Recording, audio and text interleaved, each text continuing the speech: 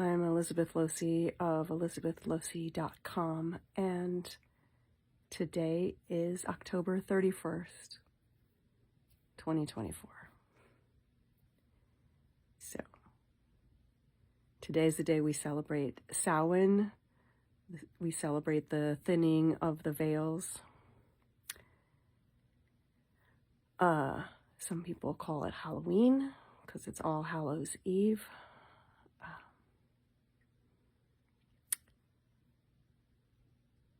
This is a moment of really intense energies, and I don't have to tell you that, you already know it. In the United States, we are in a deeply divided political situation,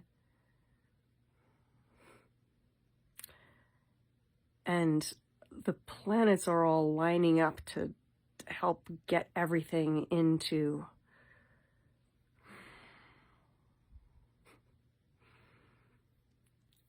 a really intense situation. So right now today, Halloween, Samhain, that's the Celtic name. It's Samhain season. I'm one of these sticklers because my birthday is at official Imbolc, but appears to be several days too late for Imbolc. Imbolc is officially calendared as the 1st or 2nd of February, but really it lands on the 4th usually. Samhain officially this year is November 6th. And Samhain is the midpoint between the autumnal equinox and the winter solstice in the northern hemisphere. Imbolc is the midpoint between the winter solstice and the vernal equinox in the northern hemisphere. So it should be Samhain is officially at 15 degrees of Scorpio and Imbolc at 15 degrees of Aquarius.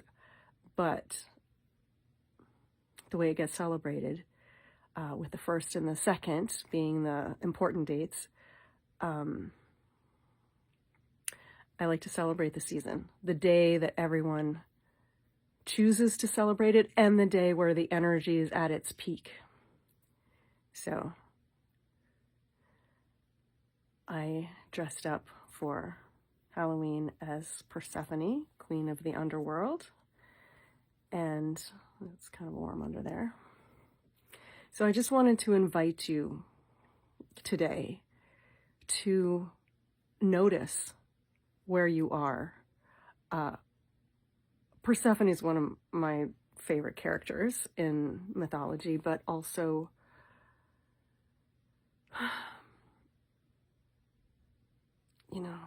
she's the wife of Pluto. And maybe the unwilling wife of Pluto, actually. He stole her from the earth side, the top side world, and took her down into his underworld realm. And her mother, who was Pluto's sister, fought to get her back, Persephone, back. And so she did, but on her way out, Persephone ate one pomegranate seed, and that condemned her to coming back into the underworld for half of the year, every year. So that's the origin story of wintertime for the Greeks, that Demeter, or Ceres, the goddess of grain and therefore agricultural abundance and all things blooming and flowering and growing and all of that, she gets really sad when her daughter is once again obliged to go live in the underworld. So she just creates winter and nothing grows, everything dies, it all composts. And then when she comes back, when Persephone returns topside, then it's like, wow, the flowers in bloom and the grass is growing and the birds are chirping and all the animals are reproducing, and it's this beautiful Garden of Eden kind of situation. But Pluto is a really, really, really big player right now.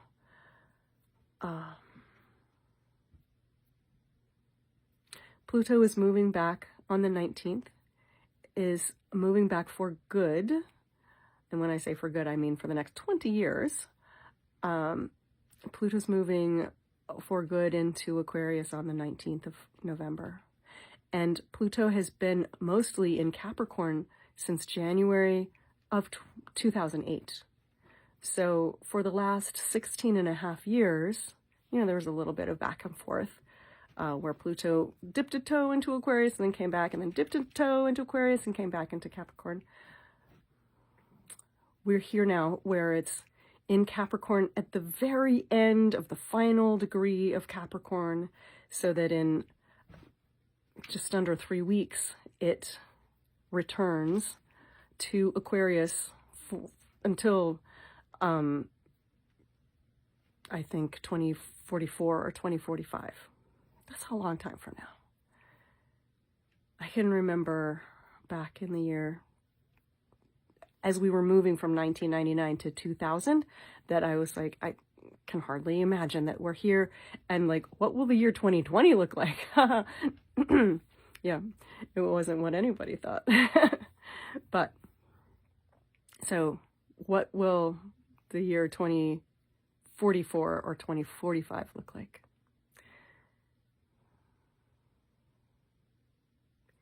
Not only that, we are already feeling it, but as of right now, it will be exact on Sunday, this coming Sunday, the 3rd of November. There is a Pluto-Mars opposition. Now, tomorrow, the 1st of November, we have a Scorpio new moon. And Scorpio is traditionally ruled by Mars. The modern ruler of Scorpio is Pluto. So here we have the two rulers of Scorpio, and it's essentially they are opposite each other. It's not exact until Sunday, but they're at the same degree. They're both at 29 degrees of their respective signs. Mars is in Cancer.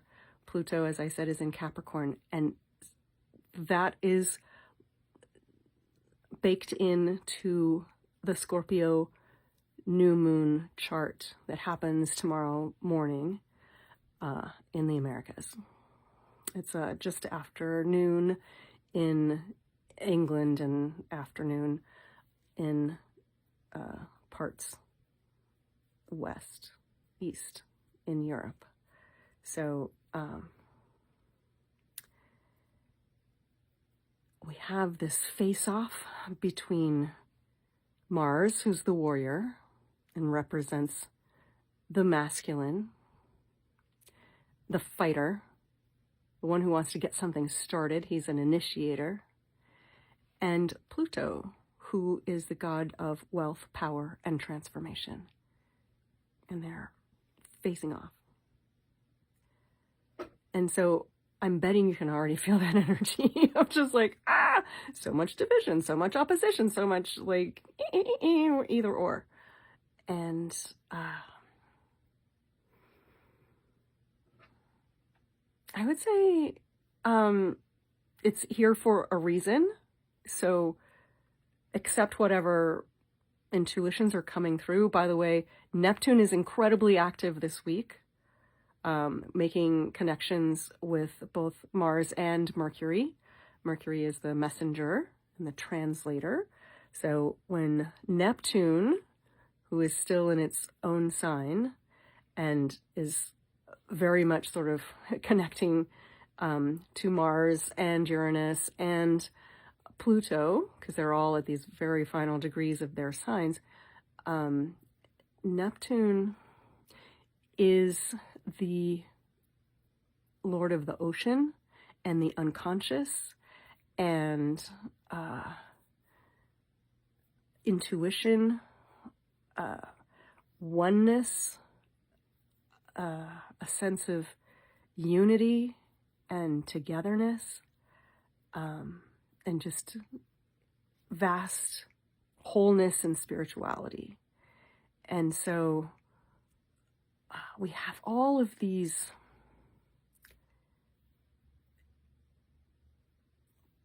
energies kind of stirring us inside as we come up to this new moon tomorrow. in Scorpio. And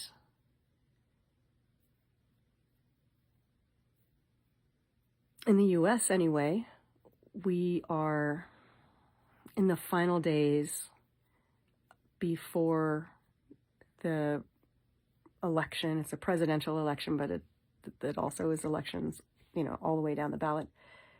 And there are very different visions of what America will be. And just this Sunday's astrology is very interesting because you have this Pluto and Mars in this opposition where they're facing off, and it's and Mars is known as one of the malefics, that is like one of the baddies of astrology, our planets. Pluto would be another one if Pluto had been known back in the day of Mars. As it happens, it's Saturn who's the other malefic. Also on Sunday. So again, leading right into our election day on Tuesday. Also on Sunday, we have the two benefics, the goody planets. Venus and Jupiter are also facing off, but in different set of signs. Mars and Pluto are in Cancer and Capricorn. Venus and Jupiter are in Sagittarius and Gemini. So much more open, thinking, optimistic, communicative signs, whereas Mars and Pluto especially, they're all kind of like, oh yeah, let's see what we can create in the back room. And but also in a transformative way. And to have, right as we head into this presidential election, where there is really a kind of a dramatic choice between, on the one hand, a really dark vision of the world, like, oh, America is a garbage pit, and vermin, enemy within, other Americans that don't agree with the one candidate are all to be, put in jail, rounded up and put in concentration camps, etc. And then the other vision, which is like, actually, we're all Americans. Yeah, times are tough. And when we come together and lock arms, we can do hard things. And don't you want to build a new America, to turn the page, to stop being so divisive? So we have, like, on the one hand, these benefics who are like, woo! And, it's like, it's the planet of love and creativity and also wealth, connecting to the planet of, the king of the planets, and optimism and gifts and abundance, even excess. So there is a risk with that particular opposition, and usually an opposition is really tough. But when Jupiter especially is involved, any aspect to Jupiter is just going to be really good, right? Jupiter expands everything. So if Jupiter is expanding love and partnership and creativity and connection and beauty and pleasure and sensuality and sexuality and growth and creativity, like that seems pretty good, especially when this other pairing is like, let's see what we can cook up and in the back rooms and not tell people about. But that transforms, right? Pluto is the ruler of transformation, not just power and wealth, but also what's hidden. And I mean, it's been since 2008, it's been going through Capricorn, which is ruled by Saturn. So it's about institutions and structures and things that have been built, and kind of some rigid stuff too. rigidity. And we are about to see Pluto move into Aquarius, the sign of, hey, everybody, let's all get together and, host a colloquium or discover new things.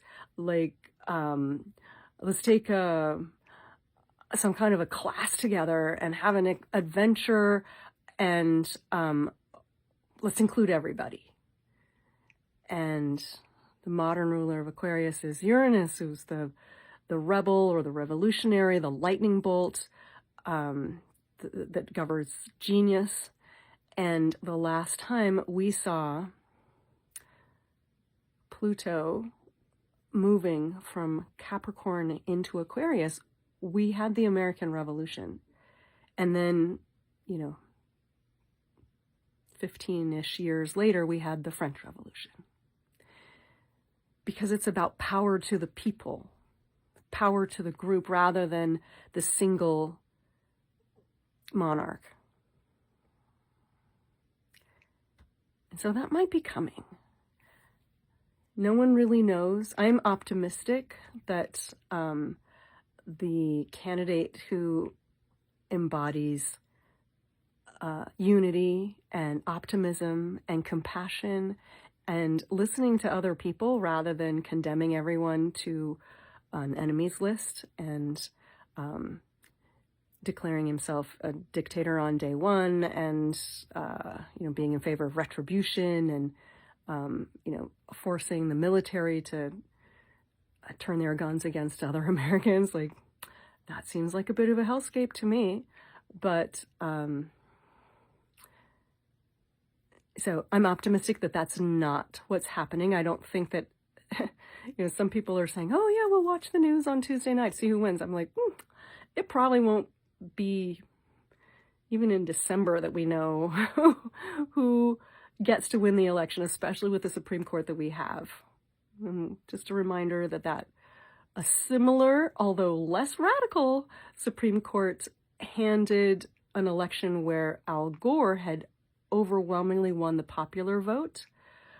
And then the Florida State Supreme Court had stopped counting all the ballots that had hanging chads.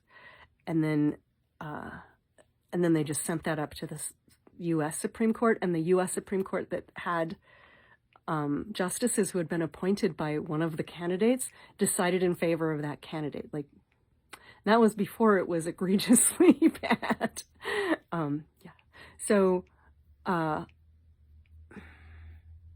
we're in for some interesting and transformative times, and it all starts now.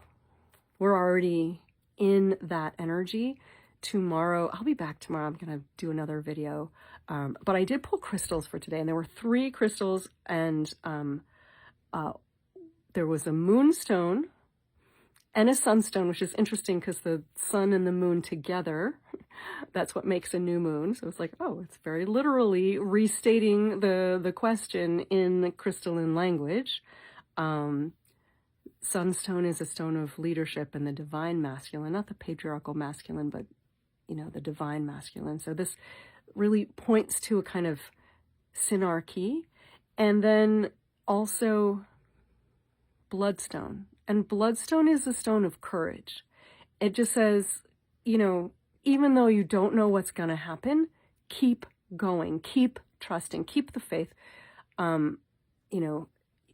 Allow your heart to deploy kind of like a shield in front of you, and do what you need to do to defend those that you love from aggression, from whatever you feel that might endanger them. Not go out and pick a fight, but yeah, be the defender. Guard that door.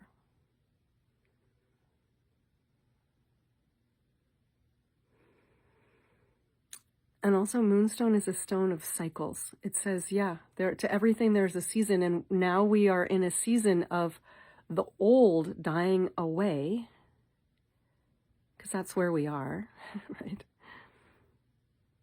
And wherever there's a death, there is always a rebirth. And wherever there's a birth, there's always a death implied. Maybe not immediately, but somewhere like at the end of the cycle, and things just repeat, not ad infinitum, and we kind of spiral through like this, but there is a pattern, you know, and so we can tap into that. Anyway, thank you for being here. I'm Elizabeth Losey of elizabethlosey.com, reminding you to embrace your magic and to enjoy Halloween or Samhain. Light your fires, and you can do this anytime from today, the 31st of November, all the way through the 6th, and even beyond. The 6th of November is when the energies of Samhain peak. That's this cross-quarter holy day. So, wishing you a beautiful holiday with many, many blessings. Thanks for watching, and if you have any questions about these crystals or about Pluto, let me know. I'm behind my own scenes. I'm creating some Pluto offerings. So if you're interested, just let me know in the comments. Thank you so much, and happy Halloween.